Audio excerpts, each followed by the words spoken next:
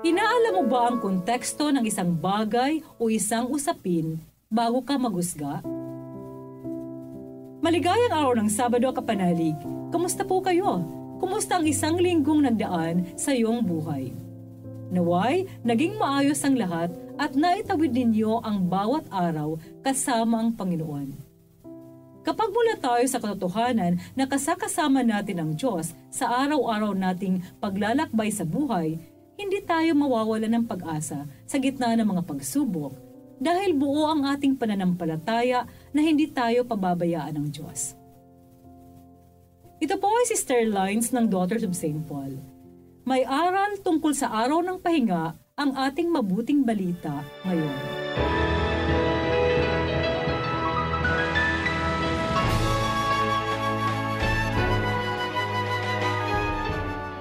Isang araw ng pahinga, naglalakad si Jesus sa bukirin ng trigo.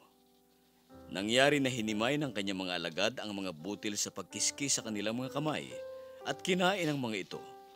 Sinabi ng ilang Pariseo, "Bakit niyo ginagawa pinagbabawal sa araw ng pahinga?" Ngunit nagsalita si Jesus at sinabi niya sa kanila, "Hindi ba ninyo nabasa ang ginawa ni David nang magutom siya at kanyang mga kasama? Pumasok siya sa bahay ng Diyos, kinuha ang tinapay na inihain para sa Diyos. Kinain ito at binigyan pa ang kanyang mga kasamahan, gayong bawal itong kainin ninuman liban sa mga pari." At sinabi pa niya sa kanila, "Panginoon ng araw ng pahinga, ang anak ng tao." Mga kapanalig, pamilyar marahil kayo sa mga salitang wala naman sa konteksto yung sinabi niya o ginawa. Di ba malimit nating marinig yan o mabasa sa social media? Mahalaga ang konteksto para maintindihan natin ang bakit sa likod ng isang aksyon o salita. Bakit niya ginawa yon? Bakit niya sinabi yon? Kung uunawain natin ang konteksto, maiiwasan nating maging mapanghusga sa kapwa. Sa mabuting balita ngayon, mabilis na pinaratangan ng mga Pariseo ang mga disipulo dahil sa di umano'y hindi nila pag-obserba sa batas ng Sabat.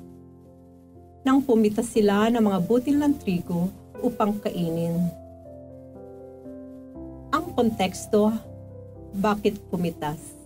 Dahil nagugutom sila. Di ba basic human need yun?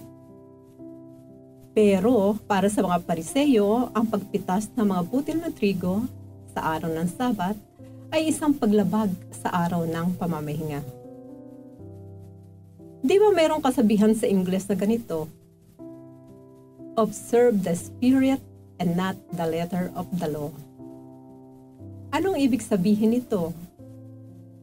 Ang batas ay dapat nakabatay sa pagkakawanggawa at bukas na pagtulong sa nangangailangan at hindi hinahamak ang dignidad ng tao.